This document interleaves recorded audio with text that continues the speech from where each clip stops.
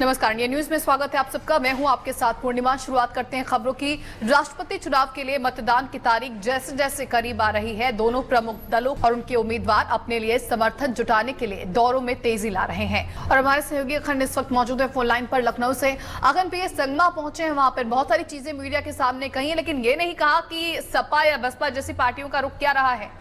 बिल्कुल, इन्होंने ये तो नहीं बताया कि सपा और बसपा का रुख क्या रहा है। बिल्कुल, जिस तरह से आपने भी पहले जिक्र किया अखंड कि जब मीडिया कर्मियों से मुखातिब थे काफी मुस्कुराते हुए नजर आ रहे थे, एक बॉडी लैंग्वेज ये था कि उन्हें पता है कि यूपी की हकीकत क्या और किस तरह से उनको समर्थन मिलने वाला है। वहां से बीजेपी छोड़ के शायद ही वहां से बहुत ज्यादा संख्या बल उनके साथ जुड़ेगा। क्या ये मुस्कुराहट उसी का संकेत है या कुछ और भी दबी जुबान में कहना चाहते हैं? देखिए, अभी कयास लगाया जा रहा है कि ये संगमा क्या कहना चाह रहे हैं। बहुत शुक्रिया अखंड इस तमाम जानकारी और बातचीत के लिए। यूपीए के राष्ट्रपति पद के उम्मीदवार प्रणब मुखर्जी राष्ट्रपति चुनाव में समर्थन जुटाने के लिए चंडीगढ़ पहुंचे हैं।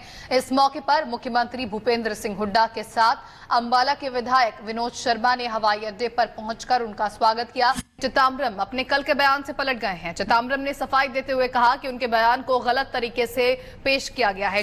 तो आपने जेम्स बॉन्ड की फिल्म तो देखी होगी, साथ ही आपने जेम्स बॉन्ड की कार भी देखी होगी और उस कार पर अपनी नजरें भी टिकाई होंगी और कहा होगा वाह क्या कार है।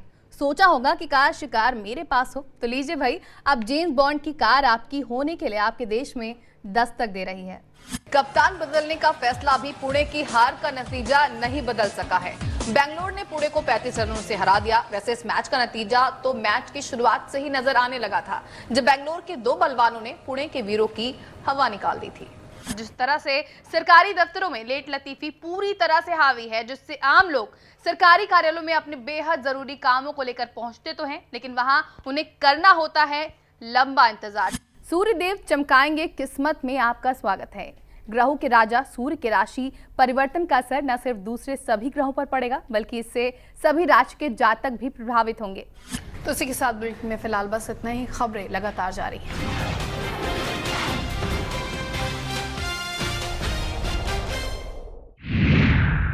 ताजा तरीन खबरों के साथ मैं हूं पूर्णिमा और आप देख रहे हैं voice of India Uttar Pradesh Uttarakhand. Bulletin की शुरुआत करेंगे इस वक्त के हेडलाइंस के साथ। लखनऊ में स्वाइन फ्लू ने दस्तक दे दी है। यहां के बलरामपुर हॉस्पिटल में भर्ती किए गए 2 संदिग्ध मरीजों में से एक 5 साल के बच्चे में इसकी पुष्टि हो गई है। हरिद्वार से गिरफ्तार दिल्ली के एक और महाठग को 5 दिनों की रिमांड पर भेज दिया गया है। इस महाठग का नाम नवीन शर्मा है और इस पर 2500 लोगों से 50 करोड़ रुपए ठगने का आरोप है। रायबरेली के 3 दिवसीय दौरे पर हैं। इस दौरे के तहत सोनिया सबसे पहले सुदौली गांव पहुंची, जहां उन्होंने लोगों से मुलाकात की। यहां उन्होंने नरेगा के तहत हो रहे कार्यों की भी जानकारी ली।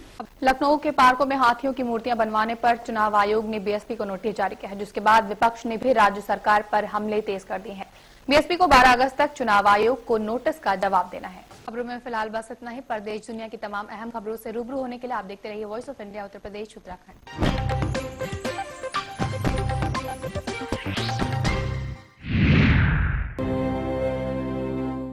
जी जागरण पर इसमें आप देख रहे हैं तीर्थ राजप्रयाग में आयोजित अष्टोत्तर शत श्री विष्णु महायज्ञ की भक्ति में अमृत वर्षा और मैं हूं पूर्णिमा।